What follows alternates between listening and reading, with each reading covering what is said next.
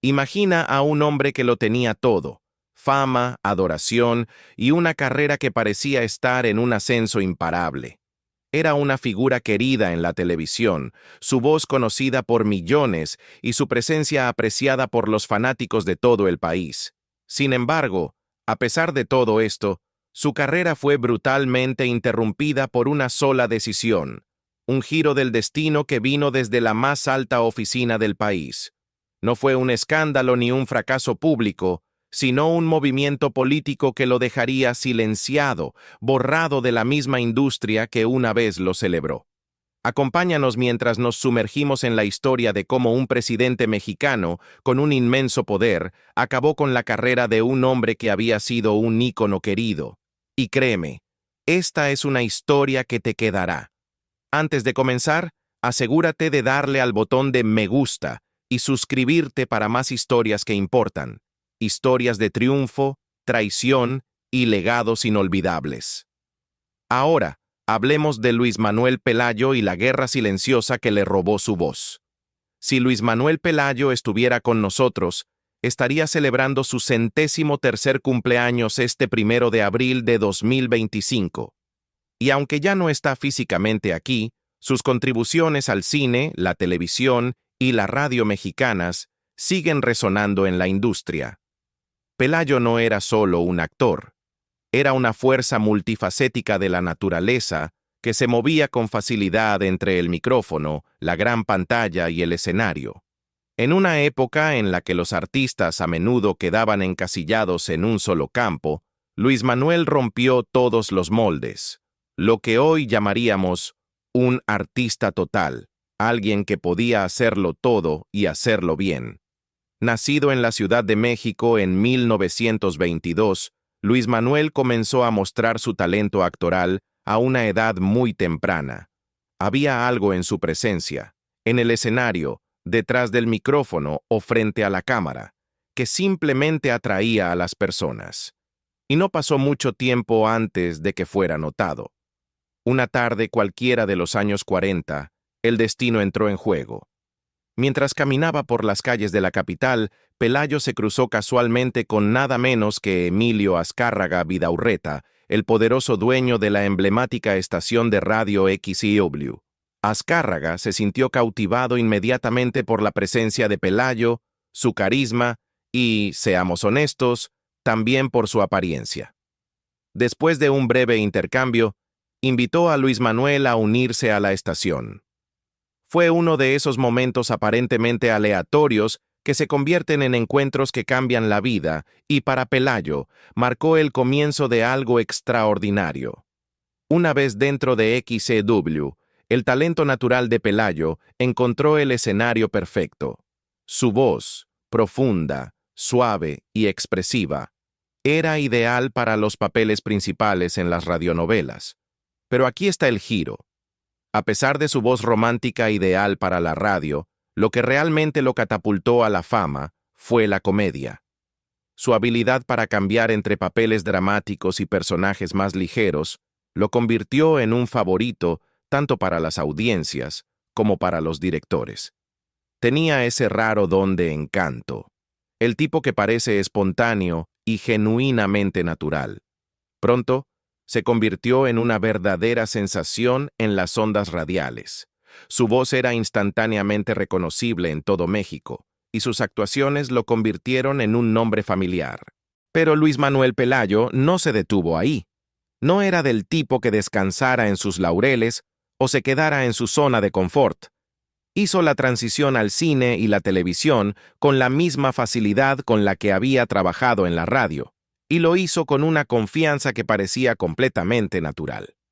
Con el paso de los años, apareció en unas 70 películas, actuando junto a algunas de las figuras más grandes del cine mexicano. Piensa en Pedro Infante, Silvia Pinal, Fernando Soler, Angélica María, Cantinflas, Miguel Aceves Mejía y Libertad Lamarque, solo por nombrar algunos. También incursionó en el doblaje e incluso probó suerte como cantante. Honestamente, ¿hay algo que no hiciera? No es de extrañar que la gente lo admirara no solo por su talento, sino por su insaciable curiosidad y disposición para crecer. Y no olvidemos, también fue padre de Rosita Pelayo, quien siguió sus pasos y dejó su propio nombre en el entretenimiento mexicano. Su influencia, tanto personal como profesional, se extendió mucho más allá de su propia carrera. Su legado es de dedicación, pasión y un profundo amor por la interpretación en todas sus formas. En la década de 1940, millones de mexicanos se enamoraron de él a través de la radio, y su creciente popularidad llevó a una oferta cinematográfica, un papel secundario en Chachita de la Triana. Ese momento fue crucial. Entró al mundo del cine mexicano y se enamoró de él. Desde entonces, se convirtió en una presencia habitual en la industria cinematográfica y es seguro decir que las cámaras lo amaron igual. Pero una de las partes más memorables de la carrera de Pelayo fue la increíble química en pantalla que compartió con Mauricio Garcés. Juntos, se convirtieron en un dúo icónico, divertidos, agudos y, sin duda, entretenidos. Si alguna vez has visto Fray Don Juan o Click, Fotógrafo de modelos, sabes exactamente a lo que me refiero. Estas películas no solo fueron éxitos, fueron un reflejo de una era dorada en la comedia mexicana, donde el timing, el encanto y el ingenio gobernaban la pantalla. Pelayo tenía un don natural para el humor que nunca se sintió forzado. Y sin embargo, a pesar de todo ese éxito, papeles en el cine, fama en la radio, colaboraciones icónicas, Pelayo nunca recibió el reconocimiento crítico que verdaderamente merecía. Solo fue nominado una vez al Ariel en 1987 como mejor actor de reparto por Días difíciles. Solo una nominación. Es difícil no sentir que en muchos aspectos fue subestimado por la industria a la que tanto le dio. El talento era innegable, pero a veces, como sabemos, los premios no cuentan toda la historia.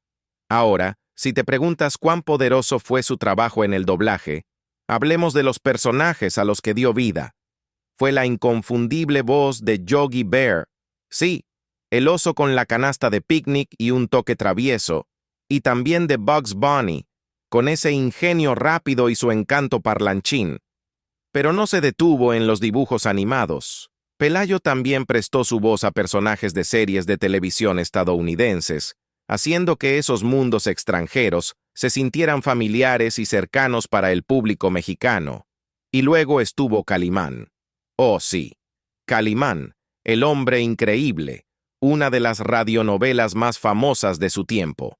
La actuación de Pelayo en ese papel no solo le ganó fans, lo convirtió en una leyenda. Ese programa abrió puertas a más trabajo y pronto tenía más de 70 películas en su haber, actuando a menudo junto a gigantes como Pedro Infante, Cantinflas y, por supuesto, Mauricio Garcés. La televisión fue otro espacio donde Pelayo brilló. Apareció en innumerables programas y series, Abismos de Amor, El Tremendo Tribunal, La Tormenta, donde sus habilidades actorales se adaptaron con facilidad al drama y la intensidad de la pantalla chica. No temía pasar de lo serio a lo ridículo, con apariciones en programas de comedia como Ensalada de Locos y ¿Qué nos pasa? Y cuando se trató de telenovelas, también dejó su huella, con papeles en grandes melodramas como El pecado de Oyuki y Buenas noches. Cada proyecto agregaba otra capa a la increíble amplitud de su carrera. Pero tal vez, el giro más sorprendente en su trayectoria llegó cuando asumió el papel de presentador de un programa de concursos.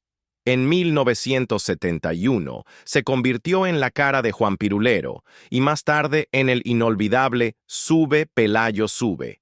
Y vaya, Sube Pelayo Sube no fue solo un programa, fue un evento. Las familias mexicanas sintonizaban semana tras semana, atraídas por la calidez de Pelayo, su simplicidad y esa sonrisa ganadora. Los premios del programa iban desde artículos costosos como televisores y lavadoras hasta recompensas más modestas como un disco de vinilo o una revista, o incluso una muñeca con la forma de Luis Manuel Pelayo. Ahora suena algo surrealista, pero esa muñeca era real y habla mucho de lo querido que era. Pero con la fama, como siempre, Llegaron las críticas. Algunos comenzaron a susurrar que el programa no era tan alegre como parecía, que tal vez los concursantes no estaban siendo celebrados, sino ridiculizados, que tal vez solo estaban allí para ser humillados para el entretenimiento de la audiencia. Pelayo, profundamente herido por esas acusaciones, lo negó todo. Se apresuró a decir que esto no era más que una campaña difamatoria, ideada por quienes no lo querían ni lo que representaba. Y si conocías a Pelayo, incluso desde la pantalla, podías ver lo sincero que era. No intentaba burlarse de nadie. Creía en la risa, en la ligereza, en la idea de que un poco de televisión podía hacer la vida un poco más fácil, aunque solo fuera por una hora. El éxito del programa fue mucho más allá del estudio. Pelayo lo llevó de gira por toda la República, presentándose en parques, estadios y plazas públicas. No se trataba solo de hacer un espectáculo, sino de conectar con la gente. Y esa conexión era real. Las amas de casa lo adoraban, las familias lo animaban. Incluso en París, sí, París, fue reconocido por uno de los magos más renombrados del mundo, quien lo saludó con el ya famoso "Sube, sube, sube". Ese momento, a miles de kilómetros de México, fue la prueba de hasta dónde había llegado su encanto y su voz. Y también había curiosidades encantadoras, como la presencia recurrente de Cherry, el amado perro de Pelayo, que se convirtió en una pequeña parte de la familia extendida del programa. Fuera de la pantalla, Pelayo tenía su propia familia. Se casó con Rosa María Vargas y tuvieron 2 hijos, Alejandro y Rosita Pelayo, quien siguió los pasos de su padre y se convirtió en actriz. Puedes imaginarte la calidez de ese hogar, lleno de creatividad, actuación y probablemente mucha risa. Los padres de Pelayo, su padre, también llamado Pelayo, y su madre, a quien cariñosamente conocemos como Mamá Rosa María, también fueron parte de esa historia, formando al hombre que llegaría a ser tan conocido. Pero la fama no te protege de la política, y durante la presidencia de Luis Echeverría Álvarez, las cosas tomaron un giro más oscuro. El gobierno de Echeverría, en el poder de 1970 a 1976, impuso un régimen severo de censura y control de los medios. El presidente reprimió todo lo que consideraba disruptivo para el Estado, prohibió festivales de rock, incluso restringió la venta de ciertos discos. Los músicos de rock fueron acusados de socavar al país, de ser traidores a los valores nacionales. La represión cultural era real, y Pelayo, con su show ruidoso y energético, de repente estaba bajo un tipo muy diferente de foco. La administración de Echeverría estuvo plagada de alta inflación, relaciones tensas con la comunidad empresarial y creciente deuda. Sus iniciativas económicas, aunque grandiosas en escala, no lograron sacar al país de la crisis financiera internacional provocada por la escasez de petróleo.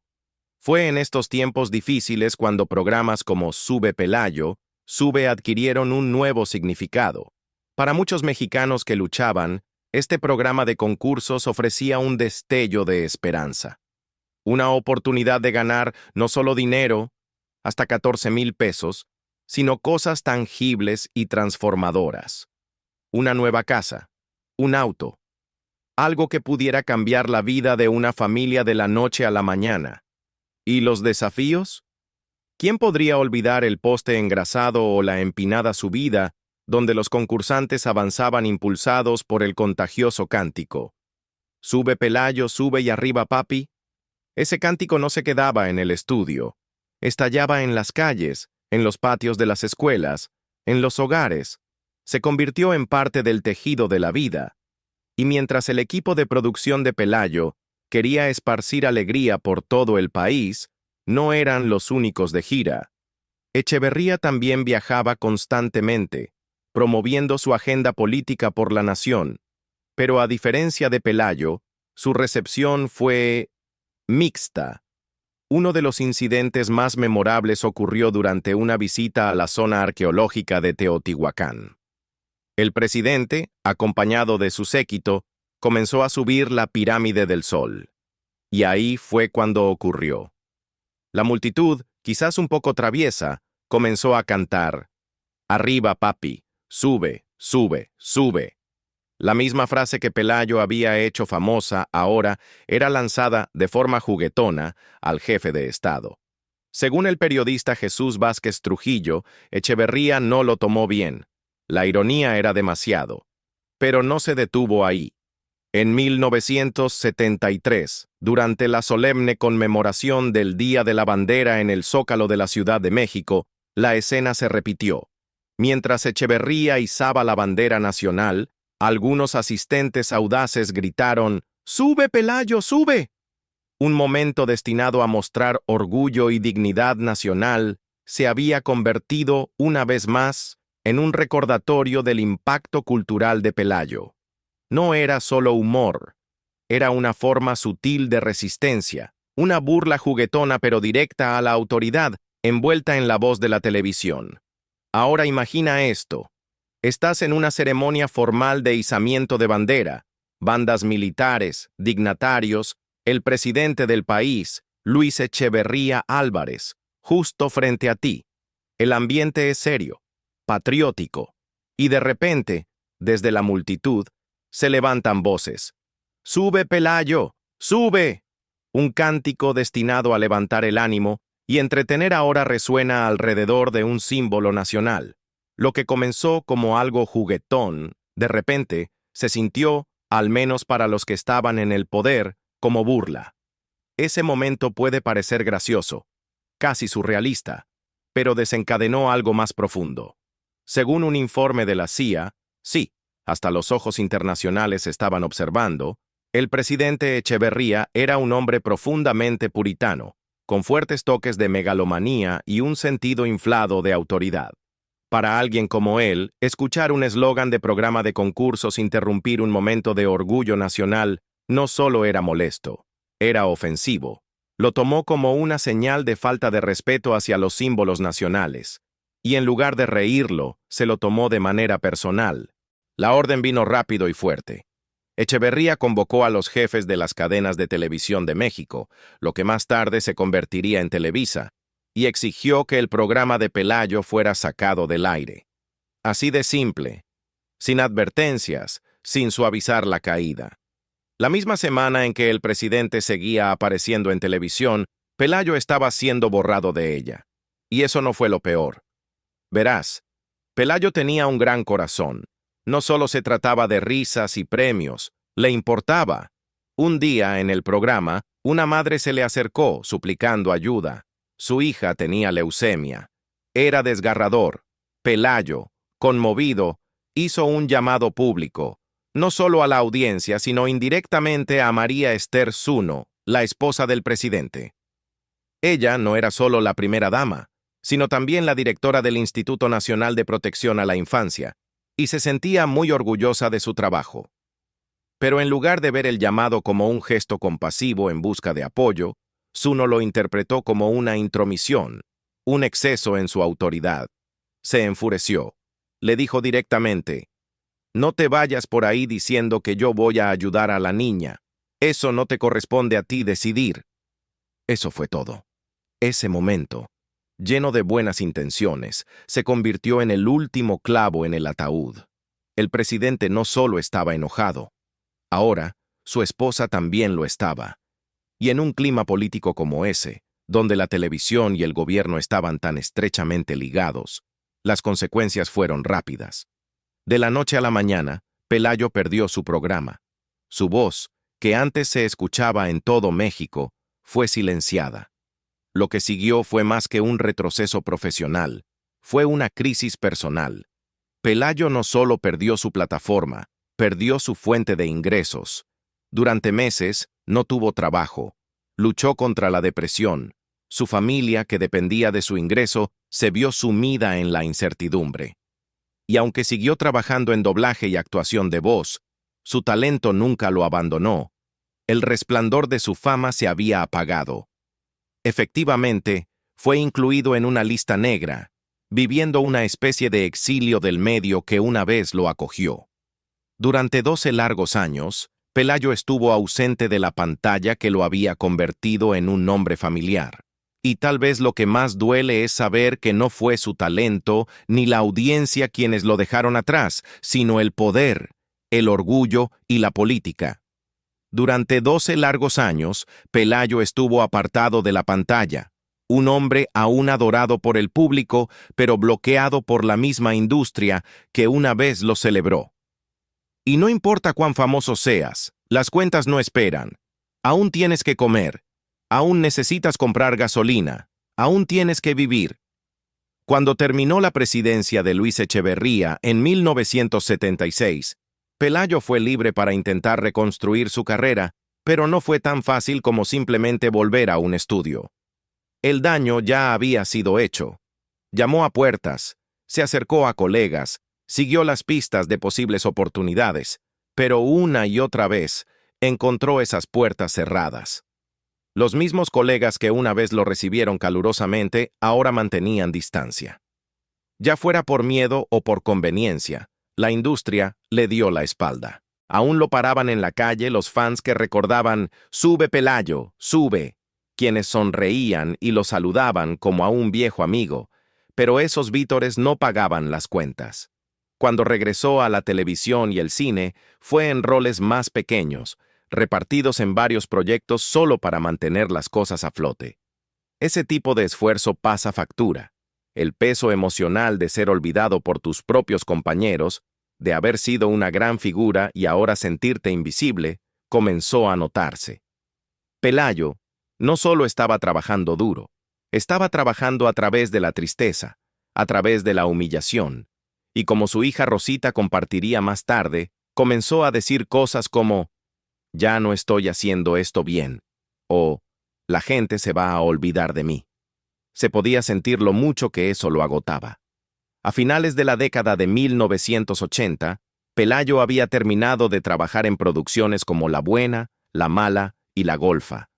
Parecía que finalmente estaba encontrando su ritmo de nuevo, poco a poco recuperando su lugar en la industria que lo había querido tanto. Pero justo cuando parecía que estaba recuperando terreno, la tragedia golpeó. El 26 de julio de 1989, Luis Manuel Pelayo falleció de repente a causa de un infarto masivo en Ciudad de México. Tenía solo 67 años. Y aunque las circunstancias exactas siguen siendo algo inciertas, algunos dijeron que fue un infarto, otros no estaban tan seguros. Lo que más importaba era que México había perdido a uno de sus grandes artistas. Sus restos fueron enterrados en el Mausoleo Ángel en Ciudad de México. Un lugar de descanso para alguien que dio tanta alegría a los demás y que, a pesar de sus dificultades, siguió siendo una figura respetada en los corazones de la gente.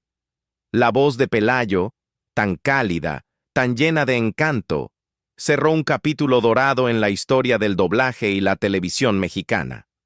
Pero su legado no terminó con él. Vivió a través de sus hijos. Su hijo, Alejandro Pelayo Rangel, se convirtió en un respetado director de cine, guionista y productor. Y su hija, Rosa María Pelayo Vargas, más conocida en el mundo como Rosita Pelayo, siguió sus pasos, convirtiéndose en una actriz muy querida por sus papeles en populares programas de televisión. Ambos heredaron su pasión, su determinación y sobre todo su calidez. Rosita ha hablado a menudo sobre cómo fue ese tiempo para su familia. Nunca ha dudado en decir lo que otros solo susurraban, que su padre fue cancelado, eliminado, por el gobierno mexicano, y que reconstruir sus vidas después de eso no fue solo difícil, sino devastador. Recuerdo una entrevista que dio en abril, donde habló con mucha emoción. Recordó cómo sacaron Sube Pelayo Sube del aire, cómo su padre cayó en una profunda depresión, cómo no podía entender lo que estaba sucediendo.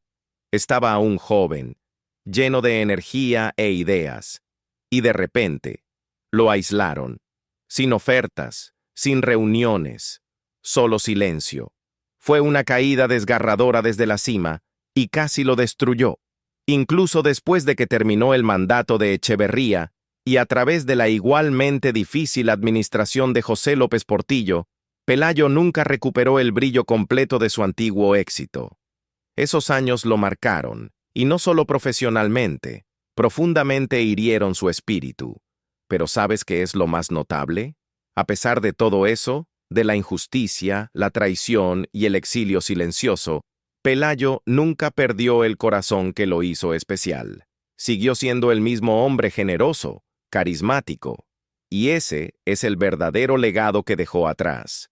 No solo un programa, no solo un grito, sino un recordatorio de cómo la integridad, el talento y la resiliencia pueden sobrevivir incluso a los silencios más duros. Si su historia te conmovió, no olvides darle like, suscribirte y acompañarnos para más historias no contadas que merecen ser recordadas.